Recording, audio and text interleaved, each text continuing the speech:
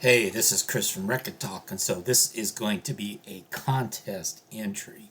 And this is going to be a contest entry for Alex. Alex at Beer and Vinyl. He won my contest, so obviously I should probably win his contest. That wouldn't seem corrupt or anything. We'll go ahead and drink some beer here, Lagunitas IEPA, and we'll talk about sort of the idea of his contest. So the idea of his contest is he wants you to show 5 albums, and he basically wants albums that remind you of people you care about. And so I'm not the most sentimental, mushy guy ever. So maybe I didn't find this as easy as some people do, but I kind of grouped it into like 5 different groups of individuals. And so the first group I'm going to talk about is my parents. So I was a little child in the early 1970s, and both my father and my stepfather were both avid music listeners, and so there was always lots of records around the house. And then as I got older, other formats, cassettes. We were never 8-track people, so there's never 8-tracks or reel to reel around, but there were cassettes came along later, CDs, listening to music on the radio. That was always sort of a thing in our household. I knew how to operate a turntable by the time I was about 3 or 4 years old. And my parents had to tell me when we went over to somebody else's house. They had a friend who was kind of an audiophile guy that I couldn't touch his stuff, of course, because no audiophile wants somebody small child touching their stuff. So, sort of a record. This is a record that I picked up probably year and a half ago. It's actually going to be in one of my videos that I'm going to release soon because I had a bunch of footage I never used. But this is not generally in the Chris from Rekkid Talk record showing idea, but we've got some late 60s, early 70s. I think these guys played at Woodstock, so 10 years after A Space and Time. On the Columbia label, this album came out in, I think, 1971. They don't have the date marked on here, but it sounds about right.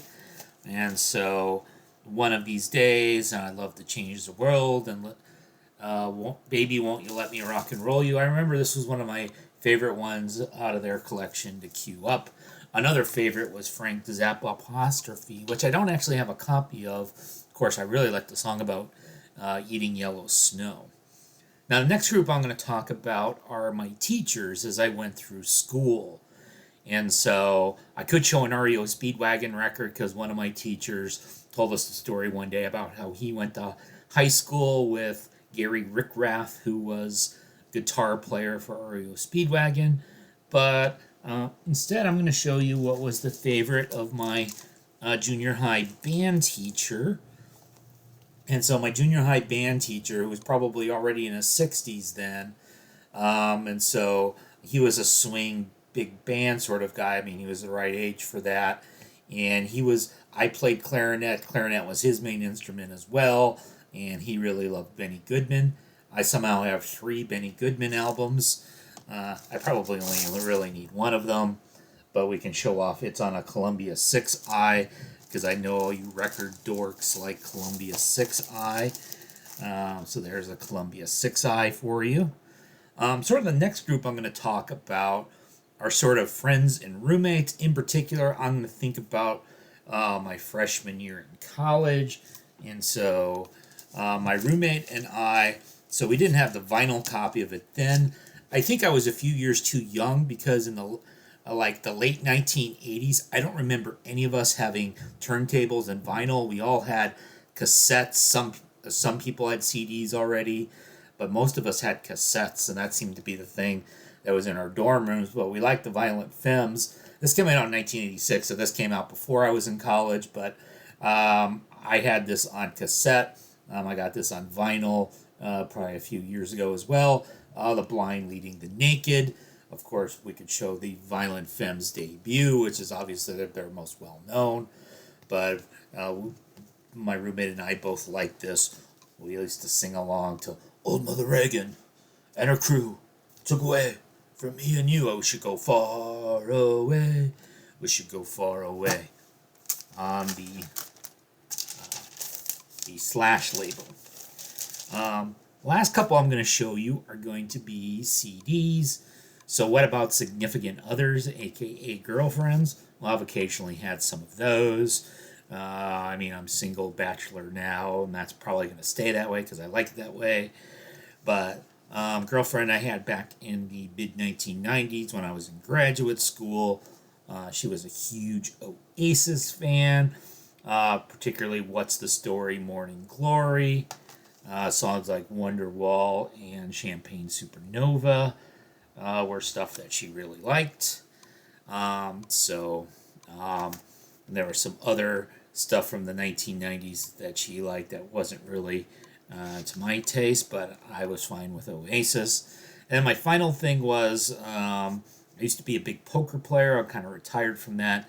But in my poker circle of friends, people had tastes of music all over the place. So there's like a guy I knew who grew up in New York during the 1970s and knew a bunch of the punk rock, no wave people.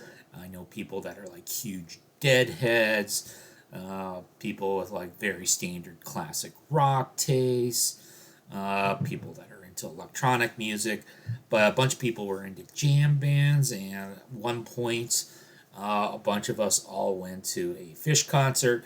Now, this is the Fish a live one, so this is one of the commercially available Fish shows.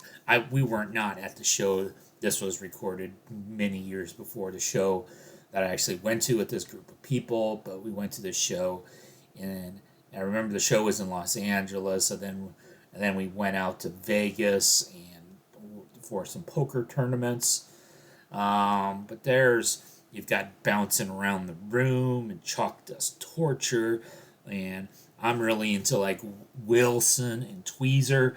I used to be a big into Fish. I've kind of fallen away, but I think almost every live show I ever saw, they played Wilson. Definitely more than would be statistically expected. And Wilson is my favorite Fish song. So there you go. Showed you 5 records from a big variety of music, all the way from Benny Goodman to 10 years after, Oasis, Violent Femmes, and Fish. So I hope that works for your contest, Alex. Beer and vinyl.